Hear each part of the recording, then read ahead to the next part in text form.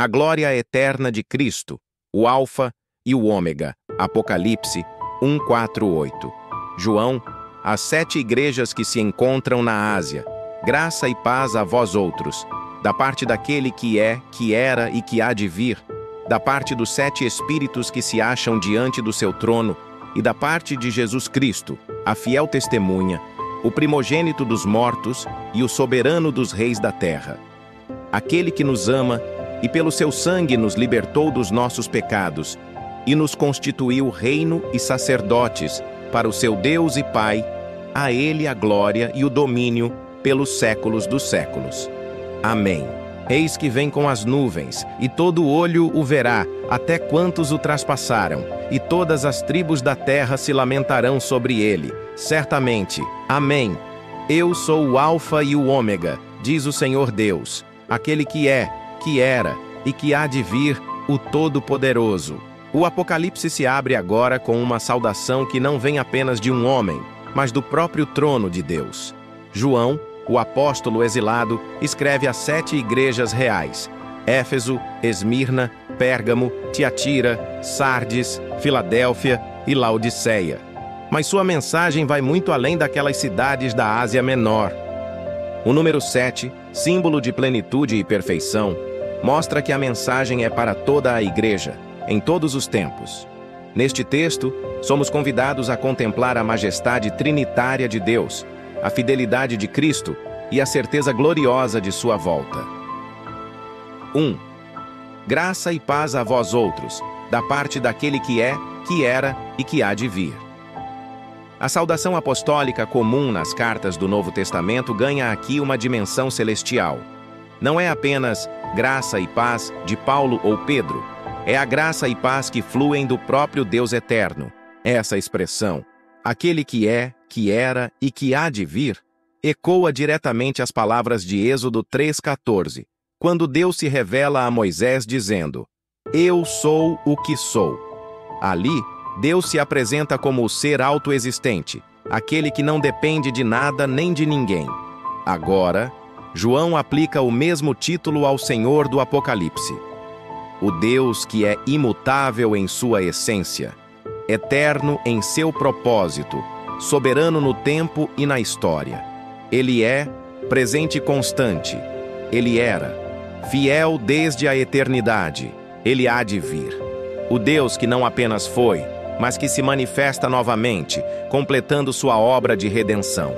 Isaías 44:6 confirma essa majestade quando o Senhor declara: Eu sou o primeiro e eu sou o último, e fora de mim não há Deus.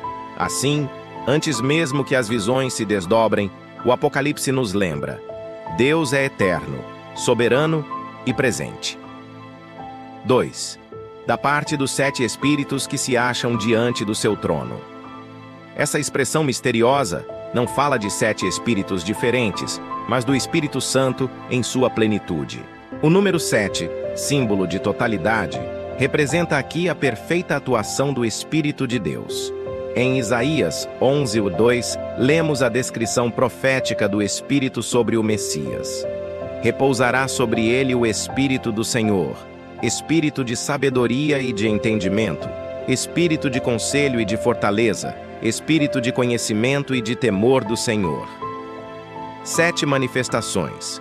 O Espírito completo, que procede do trono e enche toda a terra. O mesmo Espírito que inspirou os profetas do Antigo Testamento é quem agora fala à igreja por meio de João.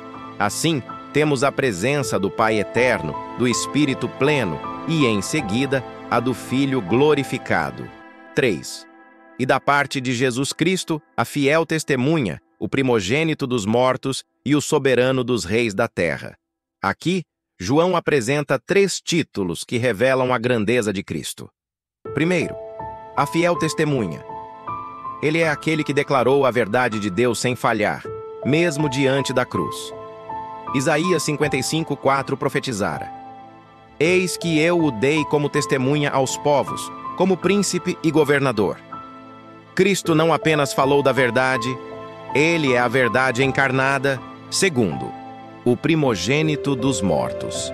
Não significa que ele foi o primeiro a ressuscitar fisicamente, mas o primeiro em autoridade sobre a morte. Colossenses 1,18 explica: Ele é o princípio, o primogênito dentre os mortos, para em tudo ter a primazia. Terceiro, o soberano dos reis da terra. Mesmo quando César reinava, João afirmava: Cristo é o verdadeiro rei. O Salmo 89:27 já havia anunciado: Também o farei meu primogênito, o mais elevado dos reis da terra. Diante disso, todo o poder humano se torna pequeno. Reinos sobem e caem, impérios vêm e vão, mas Cristo reina para sempre. 4. Aquele que nos ama e pelo seu sangue nos libertou dos nossos pecados. Aqui o tom se torna pessoal. O Deus eterno e o Rei soberano não é distante. Ele nos ama. O verbo está no presente. Aquele que nos ama. Não é apenas um amor passado na cruz, mas um amor contínuo e ativo. O mesmo que se entregou, continua amando e intercedendo. Pelo seu sangue, fomos libertos. A palavra grega para libertou, lio, traz a ideia de soltar as correntes, romper os grilhões. Assim como Israel foi liberto do Egito pelo sangue do Cordeiro, nós fomos libertos do pecado pelo sangue do Cordeiro de Deus. Êxodo 12 encontra seu cumprimento em Apocalipse. O sangue sobre os umbrais agora é o sangue do Cordeiro que cobre nossa alma. 5. E nos constituiu reino e sacerdotes para o seu Deus e Pai. Aqui ecoa Êxodo 19:6, quando Deus disse a Israel: Vós me sereis reino de sacerdotes e nação santa. Agora, em Cristo, essa promessa se cumpre. A igreja é o novo povo sacerdotal. Não para oferecer sacrifícios de animais, mas para oferecer louvor, intercessão e testemunho santo. 1 Pedro 2,9 confirma: Vós sois geração eleita, sacerdócio real, nação santa, povo de propriedade exclusiva de Deus. Reino e sacerdotes. Duas funções que se unem em Cristo. Ele é o rei que governa e o sacerdote que intercede. E nós participamos desse duplo chamado.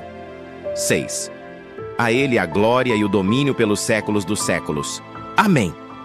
Depois de contemplar a majestade de Cristo, João irrompe em adoração. Esse amém é um hino espontâneo, um eco do céu. Toda revelação autêntica conduz à adoração verdadeira.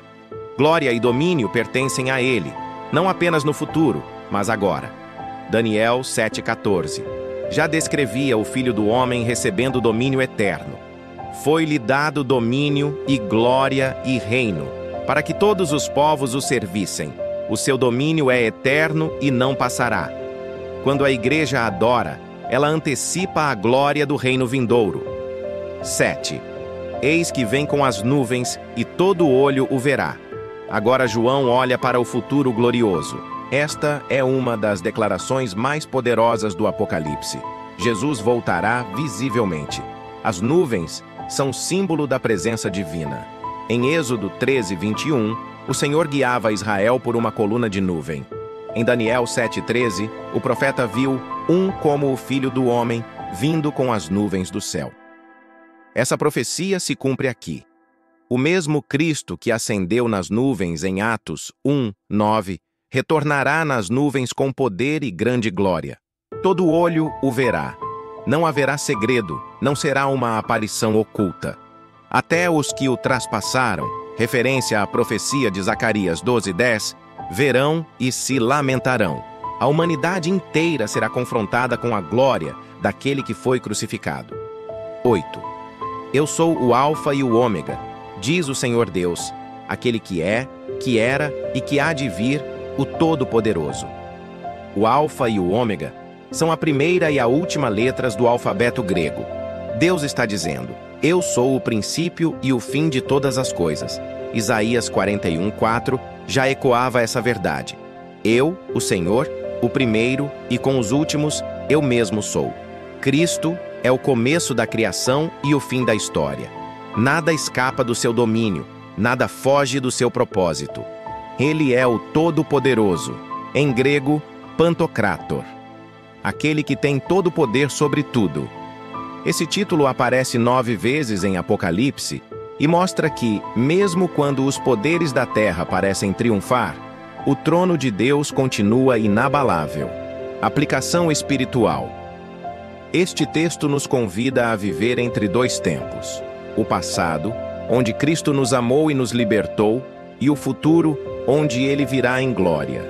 Entre esses 2 tempos, há o presente, o tempo da fidelidade. Somos chamados a viver como reino e sacerdotes, a guardar a fé e a proclamar que Jesus reina agora e voltará em breve. A graça e a paz que vem daquele que é, que era e que há de vir, nos sustentam em meio às lutas. E a visão do Alfa e Ômega nos lembra que a história já tem um final escrito, e o final é vitória. Conclusão. O Apocalipse não começa com medo, mas com majestade. Antes das bestas, trombetas e selos, há um trono e um rei. Antes das batalhas e julgamentos, há graça e paz.